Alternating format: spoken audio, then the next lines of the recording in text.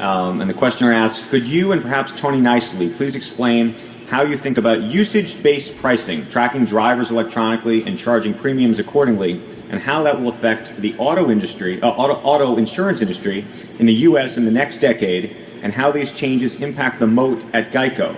I'm also sure you've studied the potential impact of self-driving cars on Geico. Google says it's now 5 years away. What does this mean to the future of the profit machine that is Geico?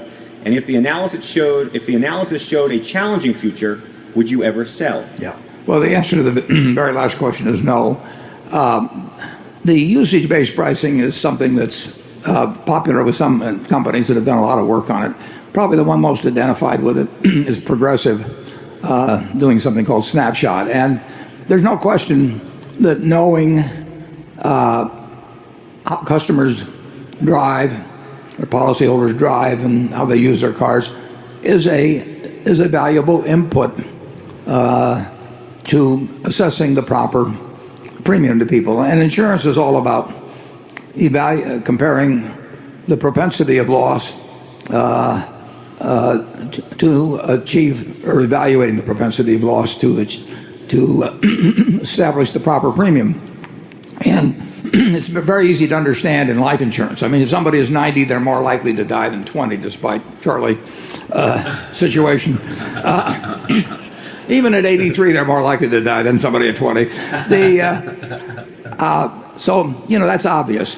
Females live longer. That's not quite as obvious, but it's been established. So there are various variables in insurance, and you try to assess those variables and set the proper price for the policyholder. If you lived in a state, for example, where the population of the state was 1 instead of 100 million, there'd be a lot less chance of an accident, than because of the lack of density of driving and so on. There's all kinds of variables, and through studying usage by various methods, Progressive being probably the best known on it, they're attempting to look at some variables and hope they get better information about the propensity of that particular driver to, or the likelihood of that particular driver to be in an accident. And we look at lots of variables. They look at lots of variables.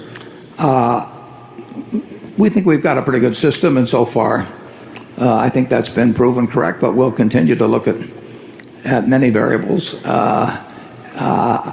I feel very, very, very good about Geico's management and its ability to evaluate risk. And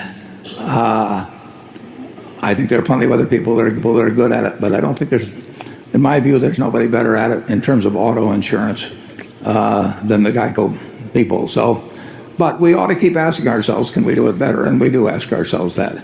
Now, when you get to the self-driving car, that is a real threat to the auto insurance industry. I mean, if that proves successful and reduces accidents dramatically, it will be very good for society, and it will be very bad for auto insurers. So, that can happen. I don't know how to evaluate over how long a period that might take, or what percentage of cars might be affected with that, but it certainly could happen, and it would not cause us to be thinking for 1 second about selling Geico. Charlie? Yeah, some of these things happen a lot more slowly than you might think. I went to a program at Harvard, at least 30 years ago, describing how color movies were going to come to the house on demand, and they were just around the corner. Well, they've come, but it was 30 years later. I have the feeling that self-driving cars having a huge impact on the market may take quite a while. Yeah. And so I'm not... That would be my guess, but we could be wrong. Yeah, it could be wrong. But if we are wrong, we'll be wrong together. It is hard to figure out how it could have a major impact in 10 years, but it may not work at all. Who knows? But Geico will be doing more business, a lot more business, in my view, 5 years from now than now, and 10 years from now. 30 years from now, You're young enough to find out, and I will go away peacefully without knowing. Okay. Está interesante cómo él ve el tema del futuro, ¿no? Que si existe alguna tecnología que va a romper con la manera en la que ocurren las cosas ahora, él dice, bueno, para empezar, la primera pregunta es, ¿qué opinan de todas estas formas de hacer tarifas, ¿verdad? De los seguros por uso? Y dice él que Google está utilizando, no solo Google, pero mucha gente cree que utiliza ciertos factores para anticipar cómo va a ser el riesgo de una persona de accidentarse.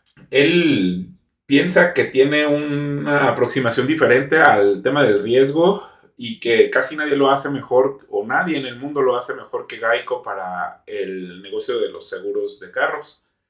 Entonces se siente muy cómodo con la aproximación filosófica que ellos tienen acerca del riesgo y les ha funcionado. Pero dice, pero lo que sí podría ser una gran amenaza a los seguros es que todas las personas adoptaran estos carros que se manejan solos y que reducen la posibilidad de un accidente, que sería muy bueno para la humanidad, pero para lo que hacen en Geico no. Sin embargo, pues no saben qué es lo que va a pasar. Entonces, dice, dentro de 30 años, pues yo ya no habré estado, me habré ido pacíficamente, pero pues tú vas a saber qué es lo que va a pasar. Pero por lo pronto creo que vamos a estar bien y parece que la adopción, aunque muchos anticipan, y que es justo lo interesante de las burbujas especulatorias, ¿no?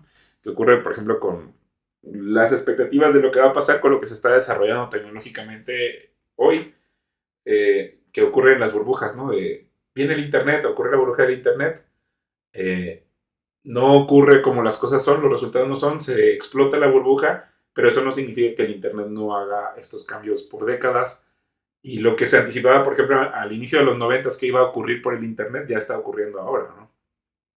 Entonces, justo por ahí es como el tema de, puede ser que la respuesta es que sí ocurre ese cambio, pero la pregunta es cuándo va a ocurrir ese cambio de manera significativa.